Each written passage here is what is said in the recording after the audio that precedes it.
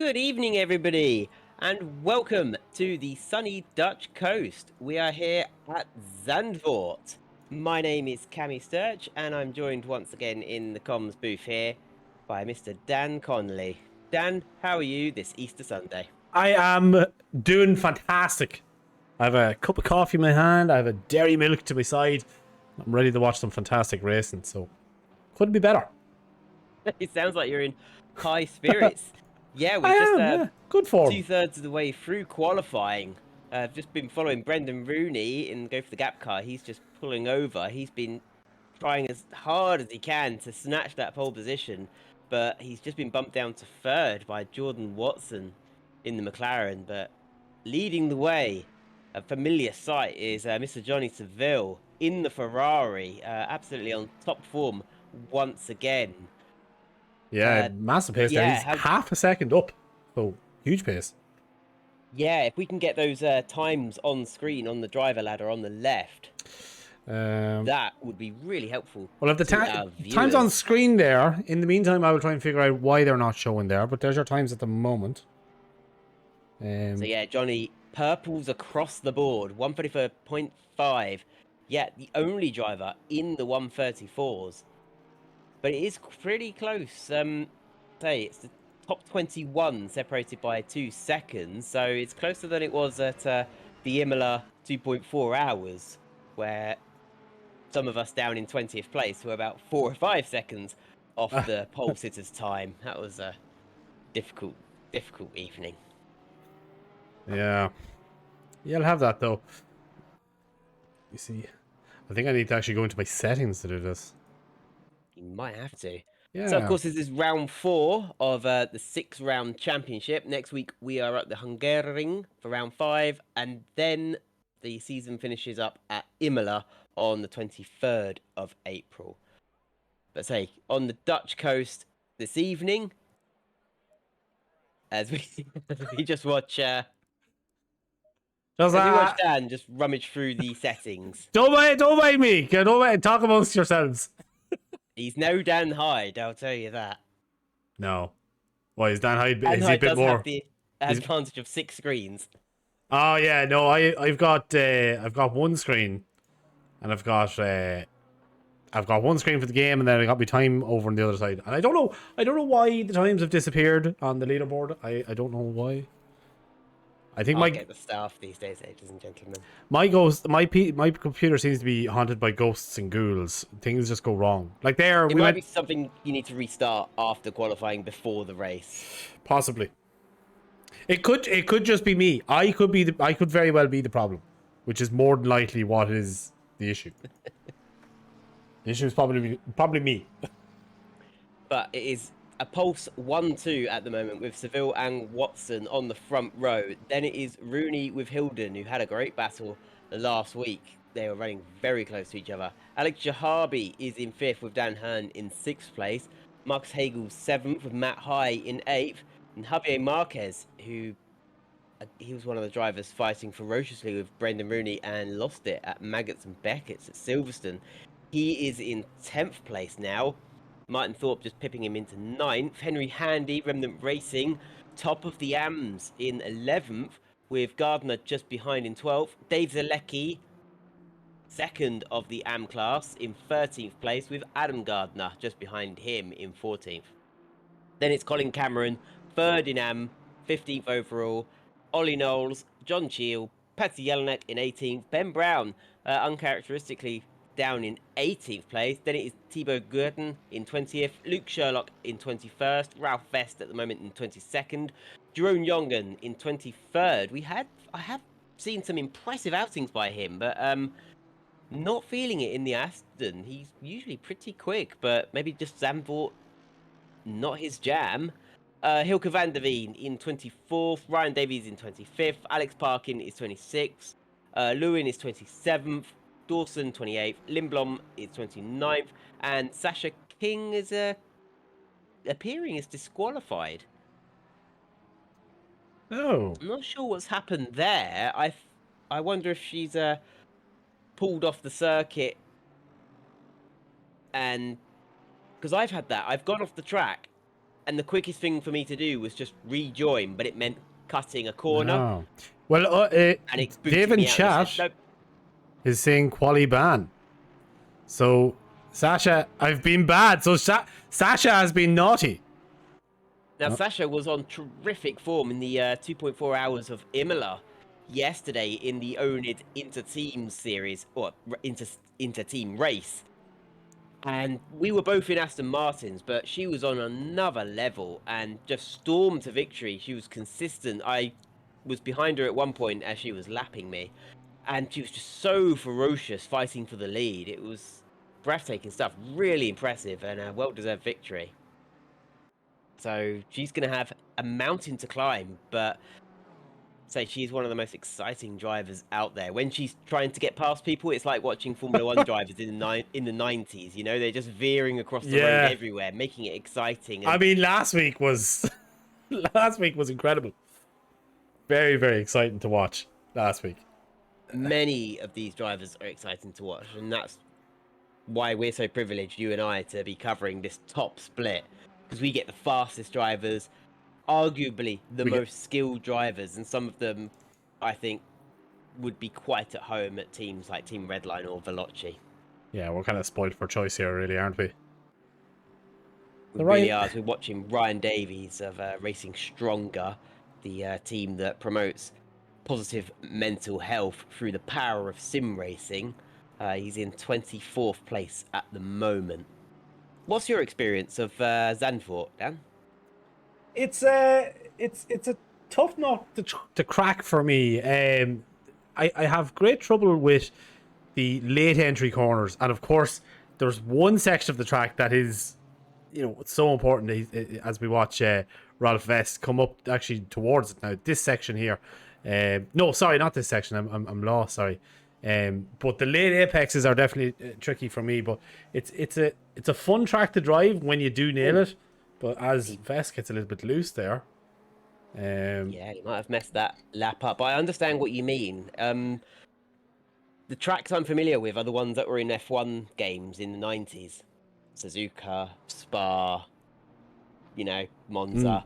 But when it comes to Zandvoort, it's very new to me, and the late apexes are so strange to me. Yeah, it's yeah, definitely it's a tough nut to crack for me. Like, because I am same as you. I'm so much more used to those tracks there. Like, so I suppose that's part of the challenge, isn't it? Trying to expand your skill set.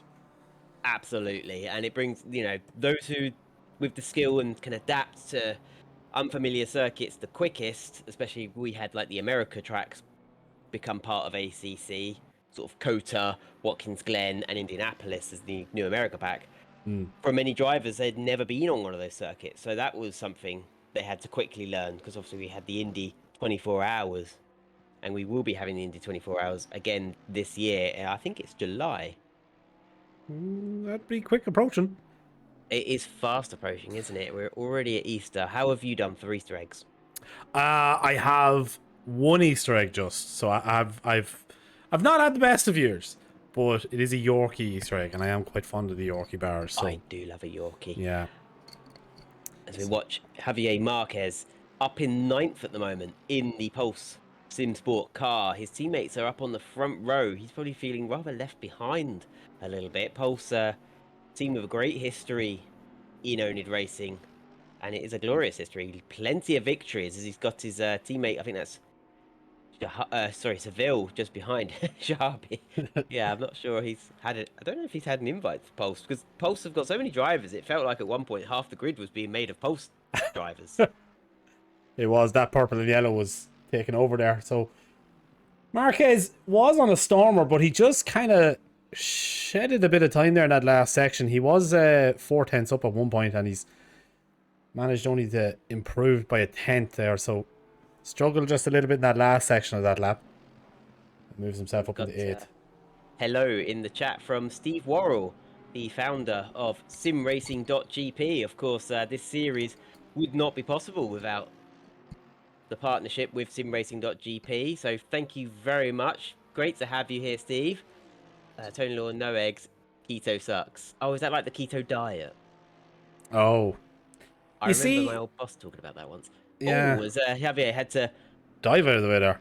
yeah, that was the Porsche diving out the way. Was that Ollie Knowles or I'm not sure. I do love delivery on that Porsche.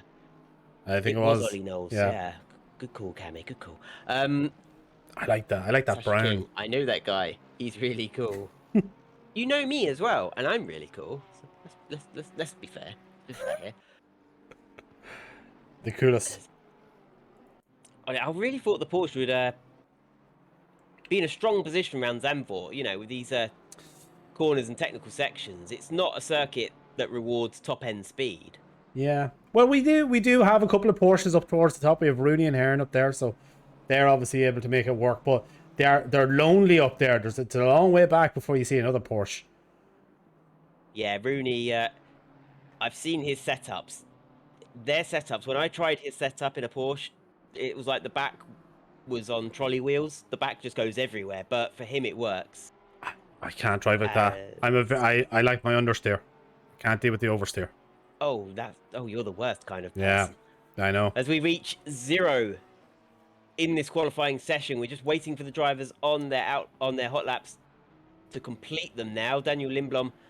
We've got a couple cars off. Have they had coming together on the qualifying lap? That will go to the stewards because they're not allowed to race each other in qualifying. If you come up to a car that is on a fast lap, you're not allowed to throw it down the inside to get past. You have to back off your lap. Lindblom on the screamer here as he's 1.6 up as he crosses the line. Can he improve? Where is he going to go? Up at the 20th. So that is a great improvement. Huge improvement. 4 rows up the grid. Yeah, massive improvement there. 1.6 up. So he was on it. And Tony Law, keto diet to beat type 2 diabetes. That's as good a reason as any to start a particular diet or so, isn't it? I suppose it is, yeah. And he wants Ryan Davies to drive better. Trust me, I was saying that to myself during the Imola 2.4 hour. Drive better. Do the thing. Do that, but more betterer. Yeah. Oh. Press the pedal hard. Oh, and that Ollie Knowles in the barrier. And that was a violent impact. And that's Seville backing off on his lap. That's whatever flyer he was on, that spoilt that. He's going to get a bit of pit lane entry practice in case it comes to it. That is the end of our quali. So what we might just do is we might just go to a little bit of a BRB screen, and I'm going to figure out very, very quickly how to get the times inside. Because Cammy, I believe you need the times inside, don't you? Yeah, although they seem to have appeared. Now we've got a little box with a line through it. So have they appeared now? Will we wait, chat? We'll wait and see what happens. This is fun, isn't it? It's exciting. The mystery. Kev says, are you going to Lytton Hill tomorrow? Which means there's a Lydden Hill and a Lytton Hill. Oh, he did mean Lydden. Although he's spelling it strangely. Now it's Leiden. I guess he does mean Lydden Hill. Is that the one in Kent? Near Dover? The rallycross track.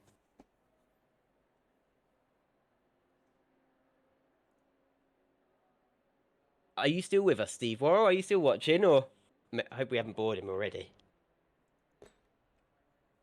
It's been too long. I need to see you again, Steve. I need to pitch you my idea for a motorsport social media called Sparks. Don't say it here. There's people listening. They'll steal it. I don't care who makes it. I've got the idea. Somebody just needs to make it so we can be off Twitter. Get me off that. That mess. Steve says, I am. It has. You should. Sparks to spark up a conversation. And of course, you get sparks flying out the back of a car. So there you go. You can have that one for free. There you go.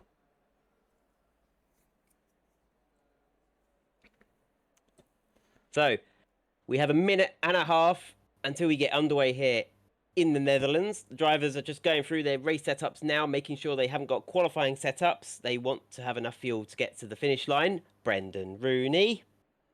Of course, last week he was 0.2 of a litre shy of the finish line. And most circuits you could probably roll to the end, but Silverstone, such a slow last corner, Luffield, he didn't have the fuel left and speed to carry him. So he dropped several places that he'd hard fought for during the race. Yeah, it was difficult to Oh, maybe watch. we're not going to get that extra box on the driver ladder on the left. Oh, maybe not. The extra box disappeared. Maybe it's time to restart before we Yes, get underway. we will BRB. So, stream will be right back.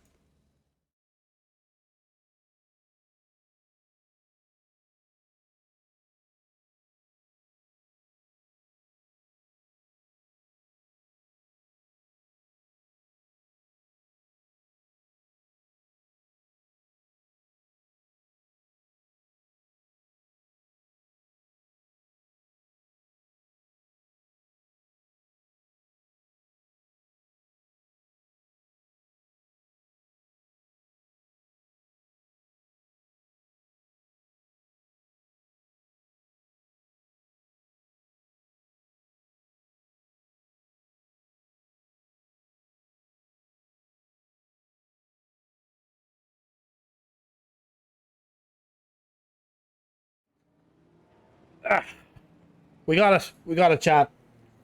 I was able to big brain it. So, we're back with the times. Welcome back. And if you're just joining us, my name's Kemi Sturch. Alongside me in the comms booth tonight is Dan Connolly. Hello. And this is round 4 from Zandvoort in the Netherlands of the GT3 Championship. This is the top split, of course. And I'll give you a rundown of the championship standings, actually, before we get underway. So, Daniel Hearn leading the championship on par, tying with Jordan Watson on 63 points. Just behind them on 62 points is Alex Shahabi. Third is Javier Marquez. And fourth, just 1 point behind him, is Brendan Rooney. Then in fifth, Jan Hilden. And sixth is Matt High. Jonathan Seville is 7th with 35 points. Marcus Hagel is 8th. Miles Dixon is 9th. And Martin Thorpe rounds out the top 10, tied with Jonathan Earl on 27 points. And it's amazing, Daniel Hearn leading the championship, but no wins to his name at the moment. That is the power of consistent results. Yeah, definitely. We did have to quote Ryan Davis there, we had an odd bollocks in chat.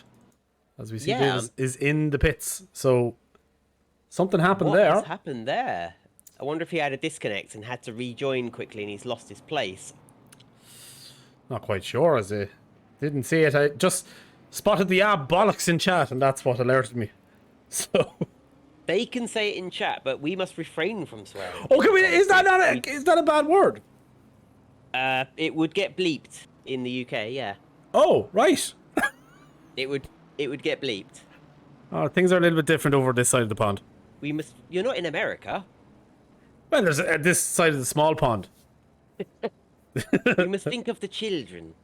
Think of the wee children that might be watching.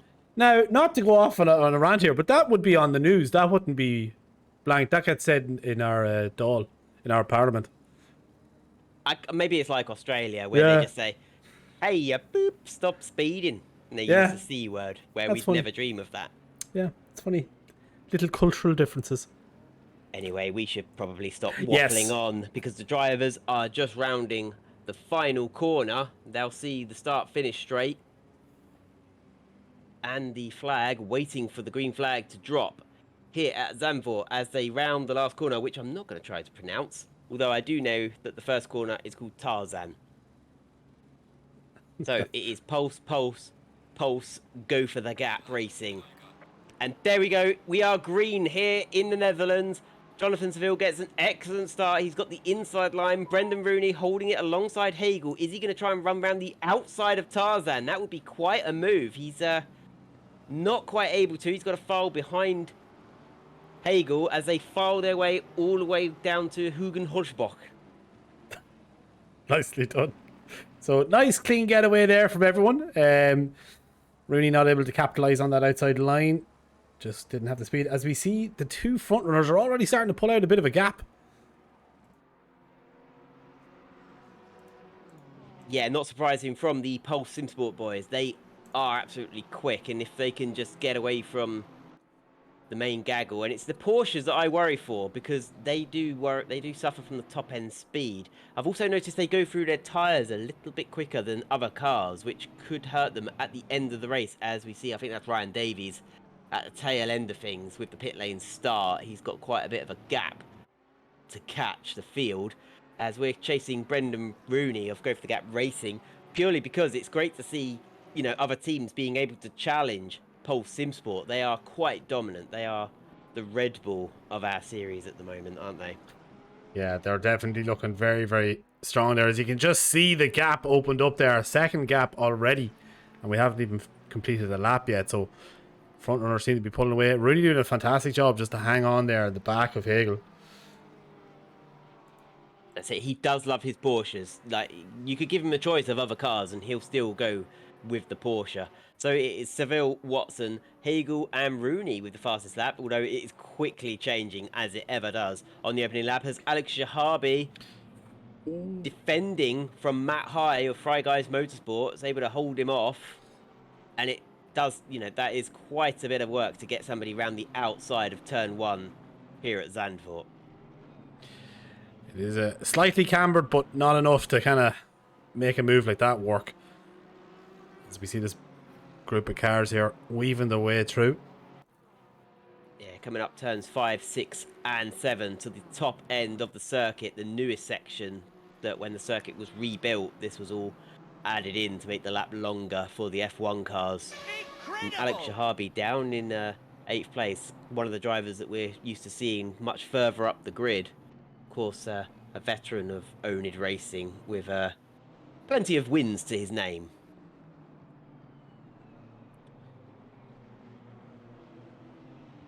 So, But it looks like it's mostly a clean getaway from most drivers. Well, you have got actually a car in the pits, number 71. Colin Interesting to see Cameron. who that is, and that's Colin Cameron in the NSX.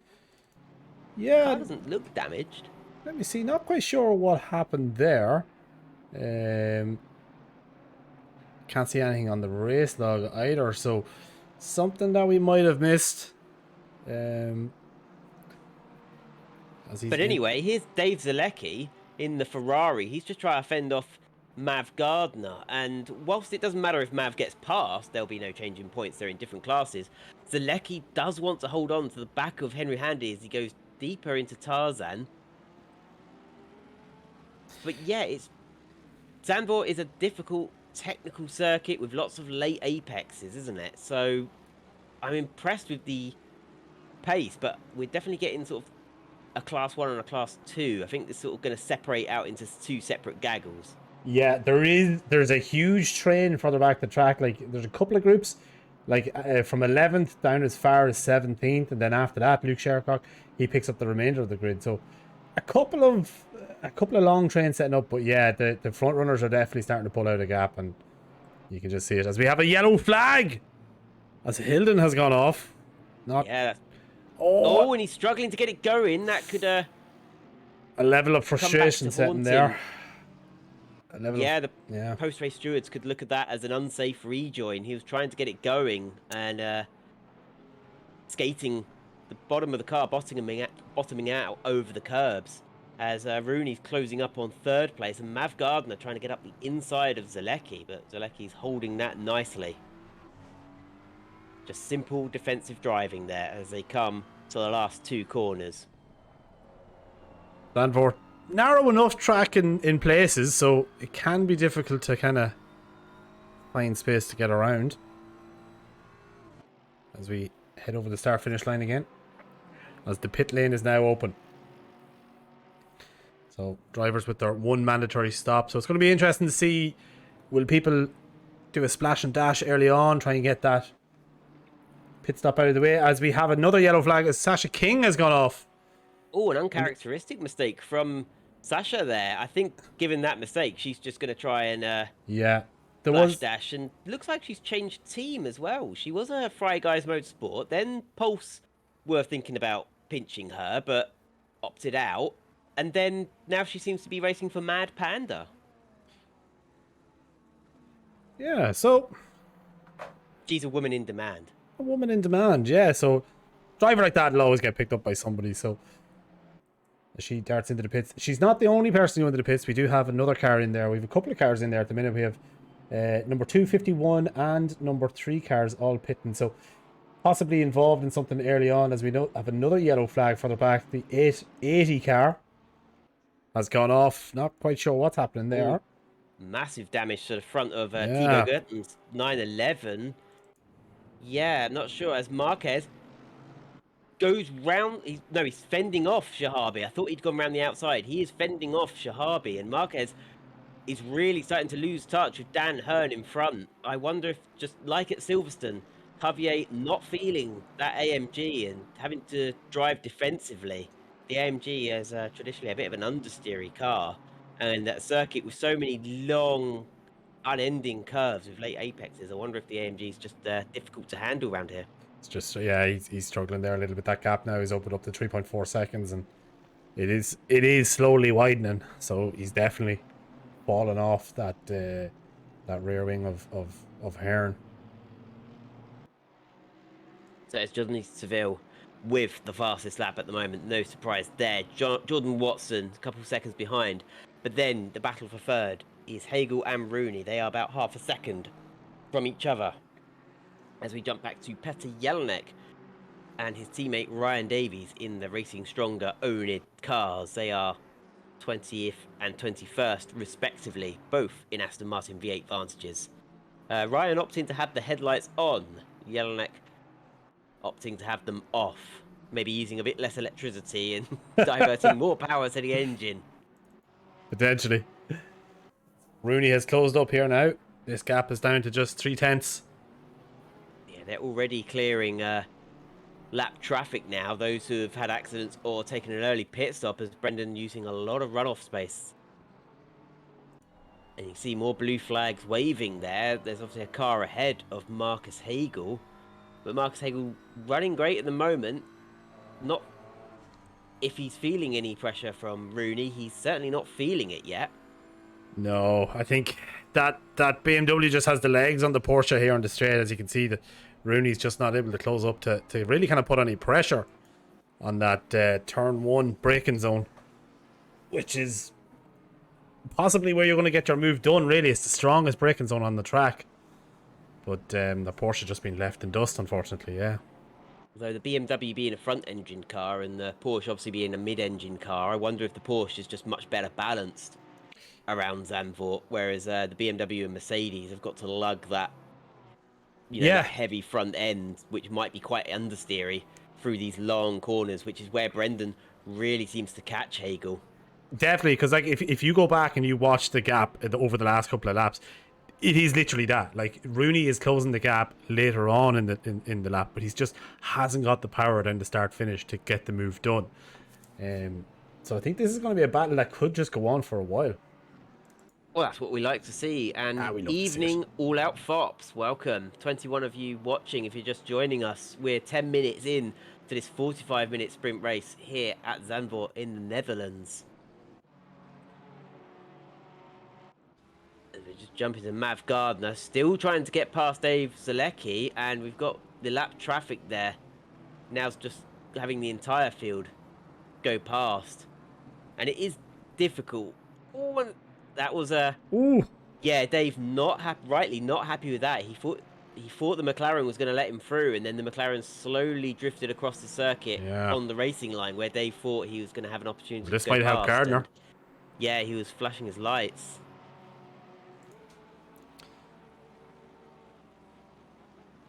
And there we go. The McLaren lets them by and just runs around the outside of Tarzan. A classic move to just let people through. But yeah, Mav still yet to get past Dave Zalecki, and Zalecki's more focused on keeping tabs with Henry Handy ahead. Mercy Cooler, come on, RS boys. Who are the RS boys? Oh, Gardner well, here. the Racing Stronger boys, I suppose. Oh, as they're side by side. Throws it up the inside.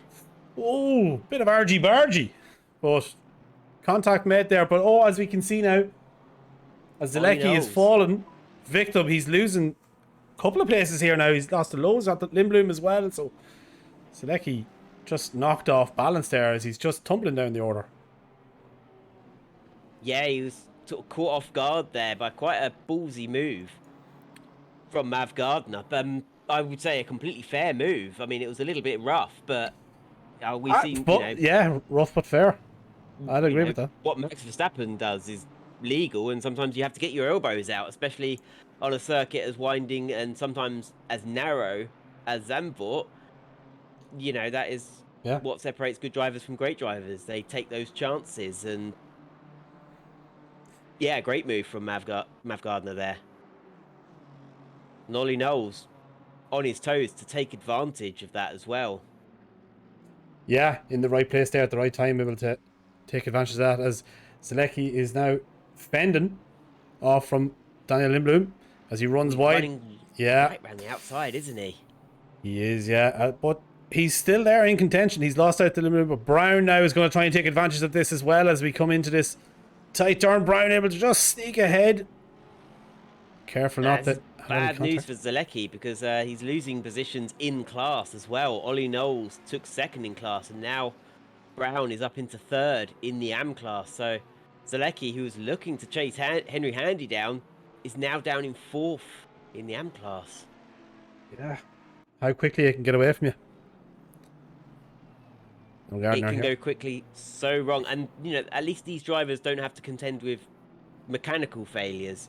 In the TCR UK today, someone was leading and their engine just blew up, which is Oh. rare in racing these days to just have engines blow.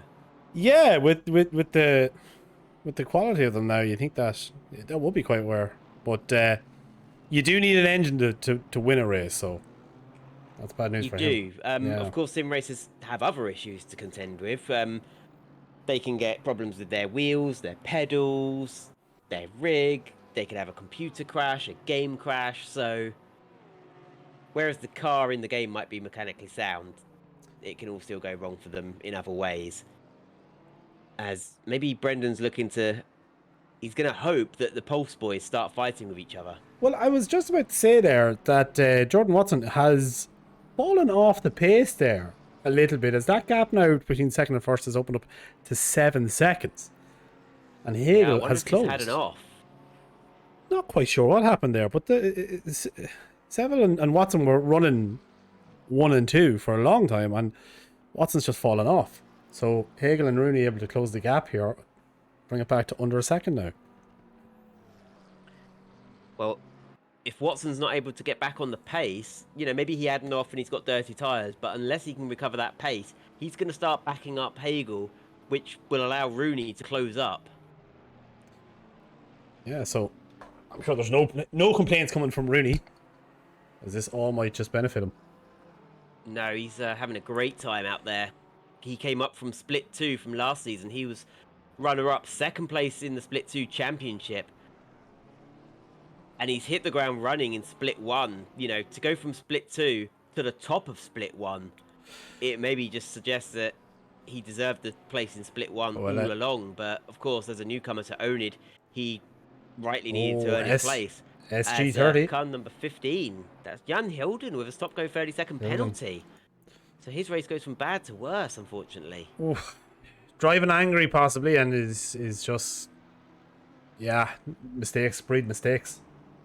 Yeah, racing angry, of course, when you've made a mistake, you try harder to make up for lost time, and then it just snowballs away from you. And you need to be calm when you're driving. Even though driving can look angry, you have to have a calm head on those shoulders. Otherwise, as you said, mistakes breed mistakes.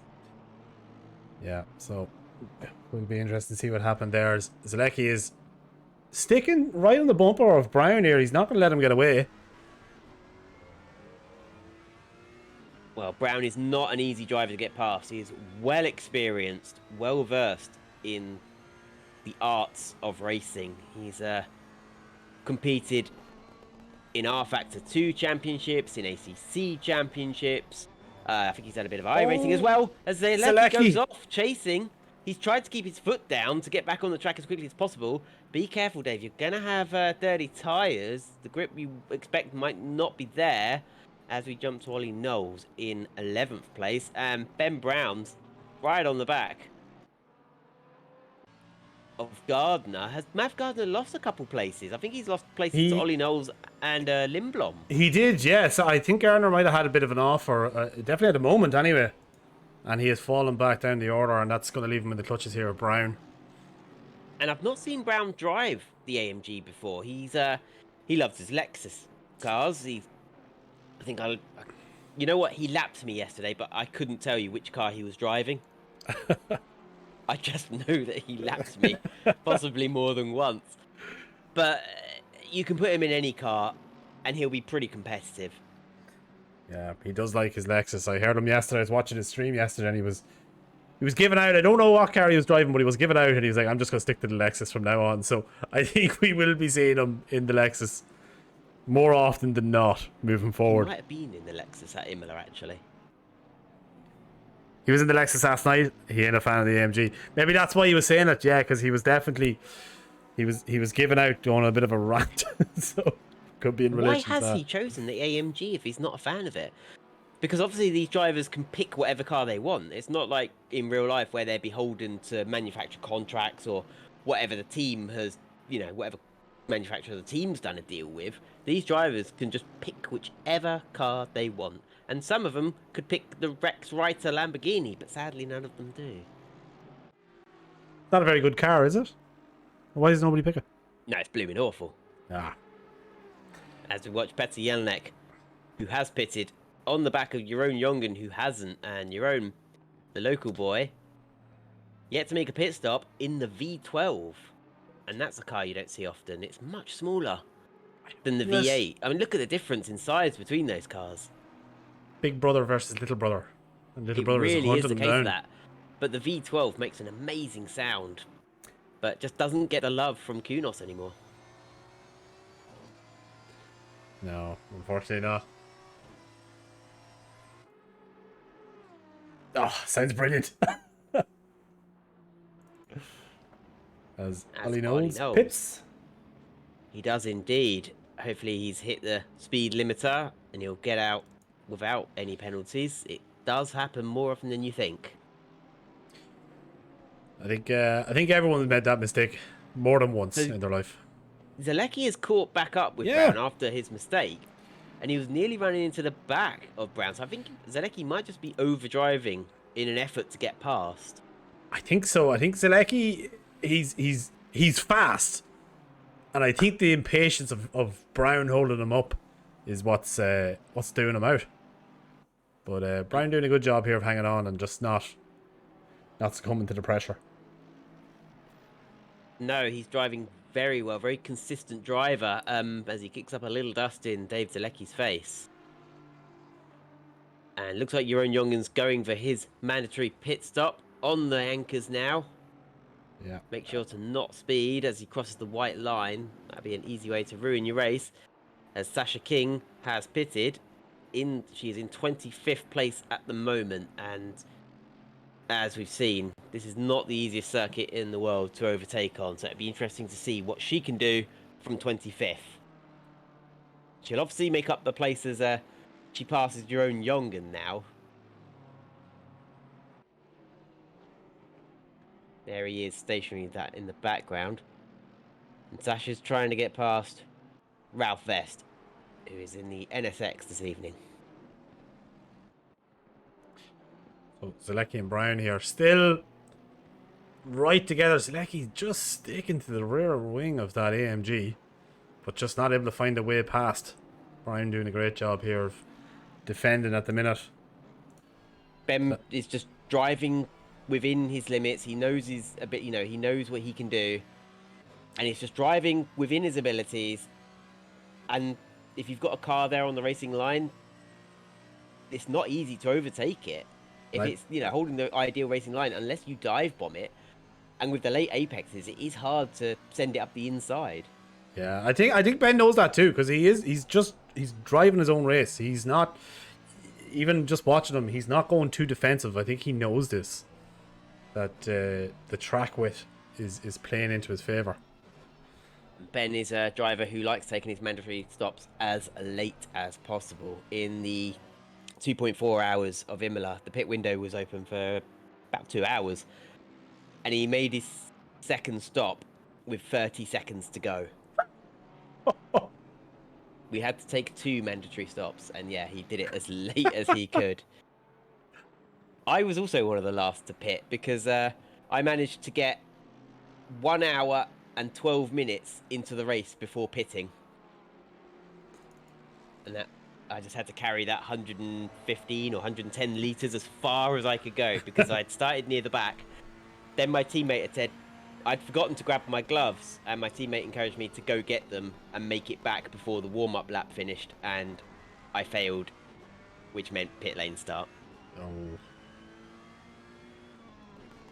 You have to do the best with the hand you're dealt. Well, I had a hand dealt, and then I made it worse. You decided to make it worse for yourself, yeah. I thought there'd be a pile up at turn 1 that, you know, oh, at least I'd avoid that. But there wasn't. They all got through Tamburello cleanly. Yeah. I was like, oh. You got unlucky that everyone drove really well.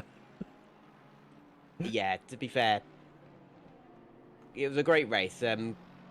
Great community, oNiD Racing is. You know, we all... It was a very clean race. I'm not super used to being lapped, but I quite enjoyed it. There was a pressure off me, and I could just... It was interesting finding... Because there was a bit of an art to letting people lap you. You know? Yeah, trying to get out of the way and do it in a way that yes, is predictable and doesn't impede the leaders. So when they were catching me, I put my hazards on once or twice just to say, I see you. And then when it came to something like a hairpin at Tosa, I indicated right, so they knew I'm going right. They can just take the racing line up the inside. it's very courteous of you. I had some drivers really thank... Dave Zalecki was the driver who thanks me the most. Like, he was putting his hazards on and he even did some weaving left and right to say, thank you for letting me pass you so easily. And I had counted on making up places through consistency, but sadly, most other drivers were very consistent. Yeah. Ooh, bit of...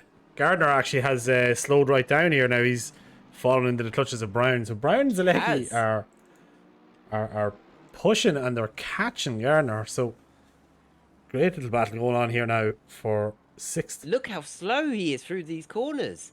Yeah.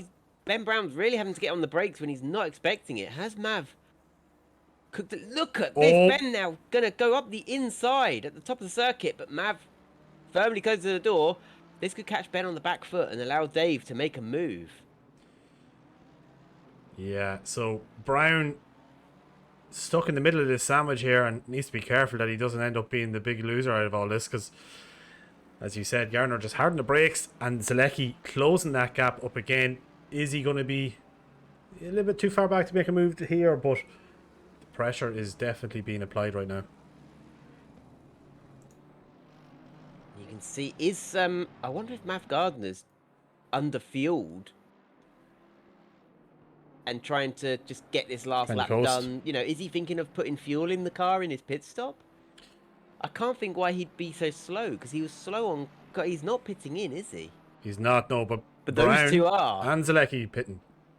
Yeah, they're thinking, right, we don't need this. We don't need to be held up by Mav Gardner. I did expect Zalecki to do one more lap, if I'm honest. I think if Gardner wasn't there, Dave might have tried to get the overcut.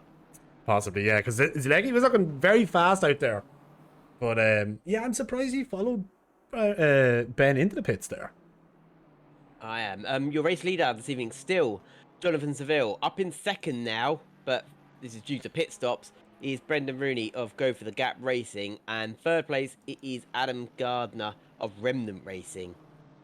And I do love, as the oNiD community grows, we're seeing the formation of teams as drivers become friends, and you know, usually they know somebody who can design a livery, whether it's me or whether they turn to Ben Brown or whether they know their way around Photoshop themselves, and you start seeing these identities grow and these little brands grow, and it starts looking really professional. And as you've got Alex Shahabi for Total Connexus Motorsports,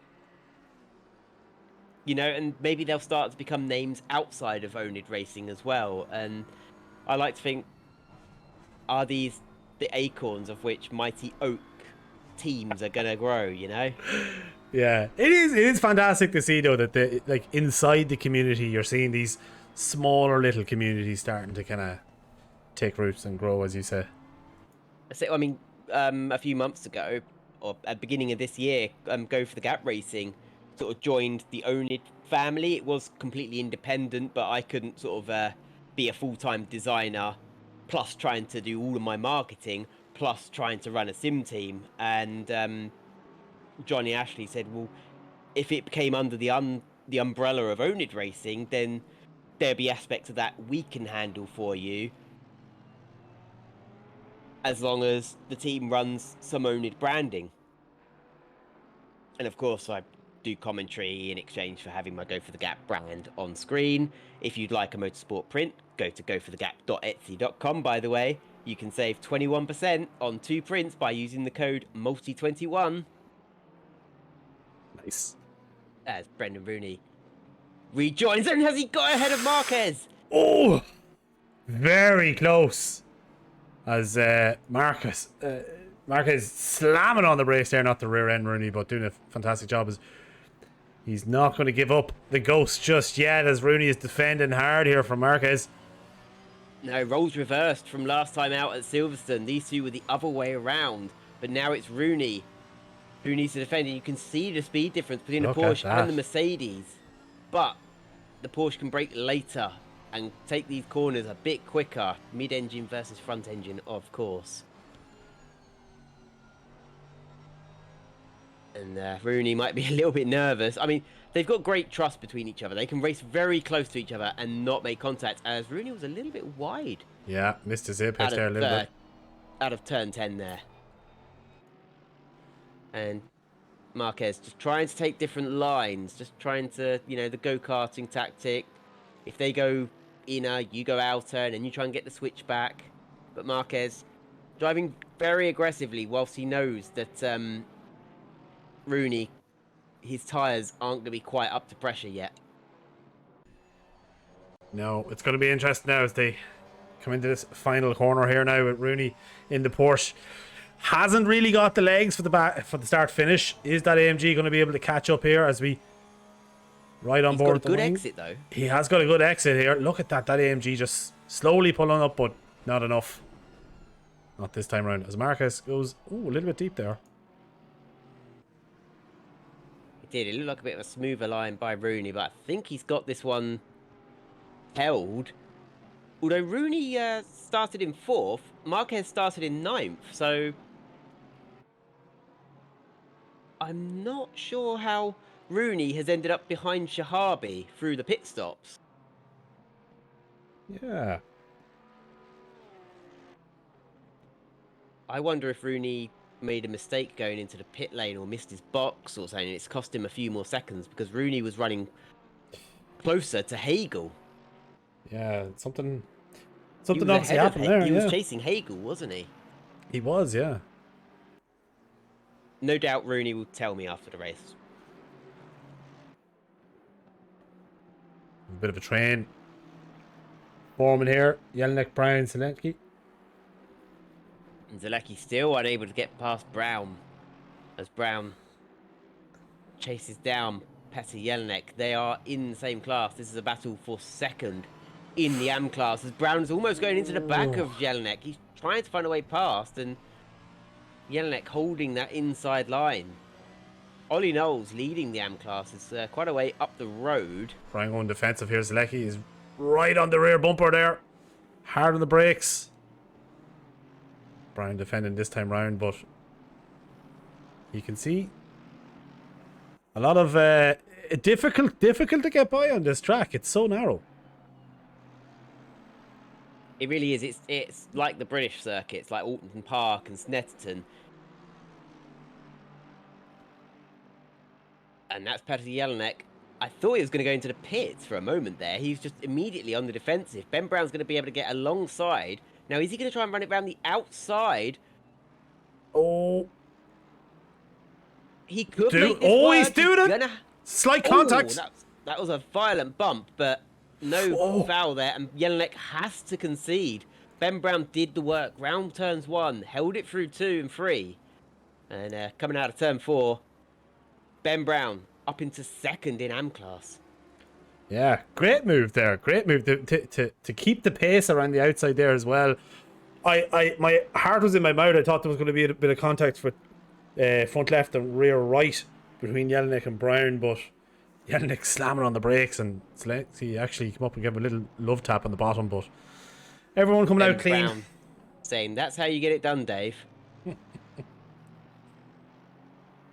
Now Dave's got to try and do the same to Petr Jelinek, who's not got the pace. He's not feeling it at the moment. No, he's just a little bit off camber here, as we might even see a move coming up. No, Yeah, down to the chicane, turn 12 and 13. nothing yet. But it's likely definitely being held up here. Yeah, he'll see Ben pulling away as well, and that'll be eating at him. He does not want to lose more time than he needs to Ben Brown. No. As we head down the start-finish straight here, can the Ferrari jump into that slipstream there as it starts to stretch its legs? Are we going to see a move? Nothing here yet. As Jelinek runs a little bit wide, and that's going to leave the door wide open here. As the cars go side by side. Oh, And Dave holds it into turn 3. gets the move done. Yeah, it was a sort of a mirror, although he has run wide. He's run wide there, yeah. That's going to bring... Yeah, Jelinek's back. If Petr can keep his nose alongside through turn 6, and he's got the place back. He's got it back, yeah. Is he not happy with that as he's flashing his lights? There's nothing you can do there, mate, unfortunately. No, Petr, ever the fighter. Fights back for that fourth in class. Great driving between these two. Dave, he might not feel happy with that, but it was great racing by the pair of them, by Jelinek, to get that back, especially given he's clearly not as quick. He's having trouble with the car, and he had his indicator left on. He's just turned it off. Unless they were communicating to each other through their indicators. Could have been some Morse code going on there, potentially. So, Petr doing a good job here of hanging on and just kind of... And look how far Ben has gotten up the road already after 2 laps. Look at that. Would you look at that? Well, that gap is definitely going to be eating up Dave there. He's definitely going to be getting very frustrated, and we've already seen him make a few mistakes this evening already with the frustration, so he hopefully just kind of keeps a cool head and not let another silly mistake happen. Oh, it's Petr Jelinek, it's loose! Made a mistake. And that is a heavy impact on the barrier. There's some damage on the front of that Aston. The car just over-rotated under him. And now, if he wasn't happy with the Aston's handling before, he's going to be even less happy with it now. I'm not sure he's going to be able to fight Dave back from that. No, I think that is... I think that's the move done. But Dave now, 3.5 second gap to Brown, so that's going to be something to keep an eye on.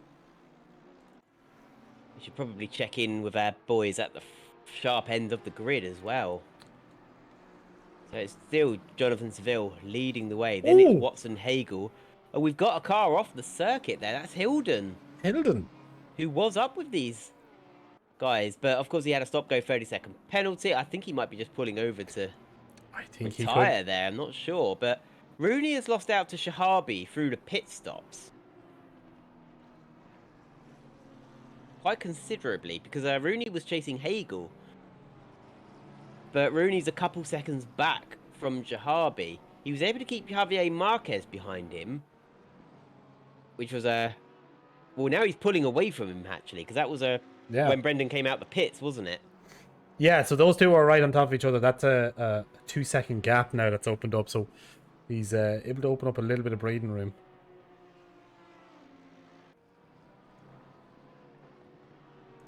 Obviously, some drivers happier with doing qualifying laps, and they can do those very quick hot laps. Some drivers, they're much more consistent and they come into their own in the race. They make less mistakes. They might not be as quick, but slowly they are able to reel in the drivers who are not as consistent. And I think that is the case for Shahabi. He's not the fastest out there today, but he's possibly making the least mistakes out there. And after the pit stops, found himself in 4th place, chasing down Hagel and Watson. Yeah, it's just keeping his nose clean. I'll be a driver like that. Qualifying, I always underperform in qualifying, but the race is where I kind of make up my places. Because we got a couple of back markers ahead getting blue flagged. Yes, your own Jongen. Yeah. He's just trying to keep his nose clean. Got a couple of back markers here. And your own's in a tricky place to let people through, admittedly. Yeah, it's a very narrow part of the track. The best thing he can do is just drive as fast as he can until they get to the S's at 5, 6, and 7. And there he can plan how he's going to move out the way for Marcus Hagel coming up. But as long as he's there, this could enable Rooney and Shahabi to start challenging for that 3rd place. Well, it is working out to Rooney. Rooney, that gap has closed up a little bit. It was 2.5. It's down now to just under 2 seconds. Shahabi jumps in. He doesn't want to be left. He doesn't want to have that orange car between him and Hagel. Definitely barging his way through there. See Rooney in the background there. That gap now is 1.5 seconds. So it's definitely came down. That traffic definitely did help Rooney, but it's going to be interesting to see how quickly can Rooney now navigate this traffic. Well, it looks like your own Jongen was under attack there from the 911. And now it's Brendan Rooney who needs to clear your own Jongen as quickly as possible. The worst place to catch him mid-corner, but your own Jongen... No, I thought he was running wide there to let him past, but Brendan in the 911, that's not the fastest car. It won't be easy for him to catch the Aston. But your own Jongen is an experienced driver and should move over. No, not yet. No, not quite yet. This is a bit naughty from your own Jongen. I thought he was going to run it wide at Tarzan, but now Rooney's going to be quite frustrated and feel like he's being held up. And again, Jongen doesn't run it round the outside for Rooney. Yeah, Rooney's definitely going to be having a few choice words there inside the cockpit of that Porsche, as we can see him flashing the lights now. Definitely not happy. Definitely feel like he's being held up, as that gap has now opened up to 3 seconds. So Rooney, who was coming out a big victor on that, has completely lost out now again. Yeah, it doesn't help the Porsche's top end speed. The Aston starts to pull away on the straight, and Jongen thinks, oh, I don't need to let you pass because I'm pulling away from you. But then just the Porsche closes right up in the corner, and now finally Rooney, he's found a way through. Yeah, he'll have a few choice words, as you said. But he's only got 6 minutes now to catch Shahabi, so he'll probably be reliant upon them possibly making a mistake. Yeah, now relying on mistakes from Shahabi, I don't think that's going to happen because he's been very consistent so far this evening. So I think the only driver that I could envision making a mistake, but I don't think he will, would be Jordan Watson. I think he's been a bit more prone to mistakes, but that's usually come when he's on the back foot. But he's running in a very comfortable 2nd position at the moment, yeah, so he's built up a I don't think he'll there. make a mistake. He's just made mistakes in the past from over-enthusiastic, aggressive comeback drives when he's had to fight his way back through the mid-pack. Well, he's got himself a 2 second gap, so he should just be, kind of just... Oh, as we got Thibaut Gurton facing the wrong way at Tarzan. That car is not moving. No, he's holding his brakes. As you can see, there's a few more cars coming down the grid. He needs to move that car. If you can't wait forever, you do need to start reversing as he finally gets underway again, running in 28th place.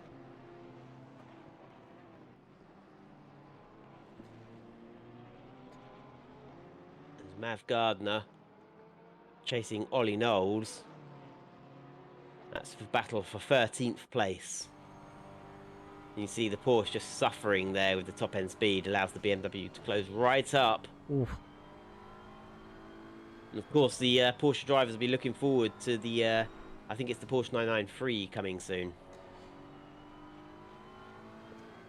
Do we have a date on that? I can quickly check it out. Oh, Mav Gardner having a cheeky little look, but not able to make anything stick this time round as Knowles lives to fight for another day. Doing a good job here of defending from Gardner.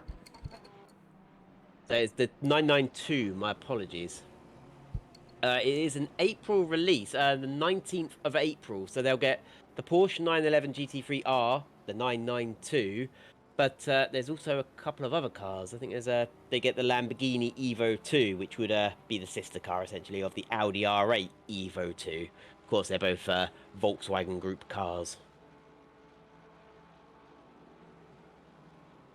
As Knowles goes on the inside here to defend Gardner, late on the brakes. Has the move done before we even hit T1. So I think he had the cooperation of Ollie there because they're in different groups. I think you're right there, yeah. And he knows it's just thinking that this is not my race. I'll let him go and just focus on what I need to do. As he now just follows him. Yeah, he knows there's only a few minutes to go, and you know, Ollie Knowles, he's still several seconds ahead of Ben Brown. Yeah. He can see Ben Brown in his mirrors, but he's a cornerback and not going to be a threat. You can see the gap That's there. not gonna stop Ben pushing, though. No. Ben's going to keep pushing until that last moment. And Dave Zalecki's lost out to John Cheel, I'm seeing. Yeah. So, Zalecki must have had another moment. Yeah, so he's 5th in AM class now, whereas he was, of course, chasing Henry Handy at the earlier part of this race. So it's really been a tough one this evening for Dave. It's just been one of those days at the office, I think. As Adam Gardner has a cheeky look, just fills up those side mirrors, trying to look for a few mistakes here. Might have just caused one.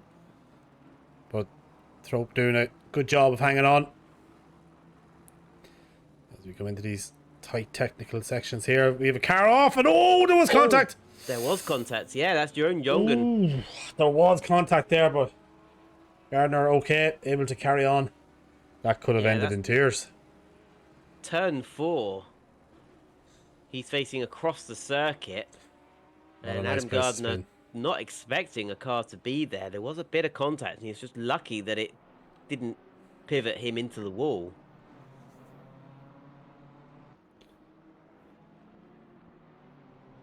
It looks like Rooney's caught back up with Alex Shahabi with a minute to go. They're very close to each other now. I mean, just think if Jeroen Jongen hadn't held them up. But Rooney with the leader, yes, the leader now starting the final lap. Are we going to see him go for a gap? I think, nicely done by the way. I think we're going to see possibly a late lunge here. As we are coming into the dying moments of this race. He's getting very close to the back of Shahabi's car. The BMW has the legs, but that Porsche is holding on. As we've got another yellow flag. As we see 11. a move. Oh, Rudy! He's overcooked it. He's overcooked it. He might need to hand. He knows he needs to hand that place back. Yeah. And even me, the biased source that I am, being Go for the Gap Racing team manager, I would say, yeah, you need to give that one back. But that we do love a trier, don't we? We love to see an attempt like that. That is what we love about motorsport. I'm just glad that Shahabi wasn't taken off seriously. Yeah, Rooney obviously just seen a slight opening there and decided to go down the inside, but he ended up going onto the grass, and that's what happened. There's Shahabi there going onto the grass himself, so he's going to be losing a bit of speed here. It's not going to be enough now for Rooney to capitalise and put the pressure back on, so the race is the battle to watch, isn't it? It definitely is here. I think they're both loving this. I think Shahabi's enjoying this as well because he knows that Brendan, having been given the place back, even though Shahabi's not very experienced racing alongside Brendan, that's an immediate, this driver is respectful, sportsmanlike. As Jonathan Seville has crossed the line to take another, he made it look easy, an easy victory. Jordan Watson coming across the line any second now with Hagel in hot pursuit for second and third, but I don't think Brendan's going to be able to do it. It was a No. great attempt into turn one, but Alex Jahabi's going to hold on to that fourth place. Brendan Rooney's going to come across the line for fifth as we got a car stationary on the circuit. That was car 4, not sure who that is. Javier Marquez finishes 6th. Dan Hearn takes home 7th. Adam Gardner 8th. Martin Thorpe 9th. And Matt High was 10th. Henry Handy, the winner of AM class, in 11th. I think one driver has quit out the session already, which is messing up the results a little bit. Ollie Knowles takes second in AM class with Ben Brown on the final step of the AM podium. And the Pulse Boys in formation on the cool-down lap. It's like Top Gun. They're flying in formation here, so it's Jonathan Seville just finished it. I believe he was like 19 seconds up the road. Do you know what I mean? 90. There it is, 19 seconds up the road. So just in a class of his own. Yeah, he unrivaled today. Nobody could really get close to him at all. As Jordan Watson doing some burnouts, and there's something you don't see in real world racing. No, you don't see that. You don't see that on a Sunday morning. I wish, Definitely not. yeah, Rooney. I think Rooney could benefit from having a teammate that he could bounce off of and work with in the race, because you've got 4 Pulse SimSport cars, 2 Remnant racing cars, and then 1 Go for the Gap racing car all on its own. Yeah, it's tough. It's tough when you're up against a fight like that, flying solo. But I think Rooney did a good job though, in unfortunately just not able to capitalise there at the very end. But another fantastic evening of racing. Yeah, thank you everybody for joining us. Next week on the 16th of April, we'll be at the Hungaroring for the penultimate round, and then 23rd of April, final round at Imola in San Marino. So, we hope you've enjoyed your Easter Sunday. We hope you've enjoyed this evening of racing at Zandvoort. And it's time for us to say goodnight. I've been Cammy Sturch, and he's been Dan Connolly. Good night. Dan, would you like to say goodnight? I will. I'll say good. I'll say it again. Good night. Good night, everybody. Thanks for joining us, and we'll Bye-bye. see you next week.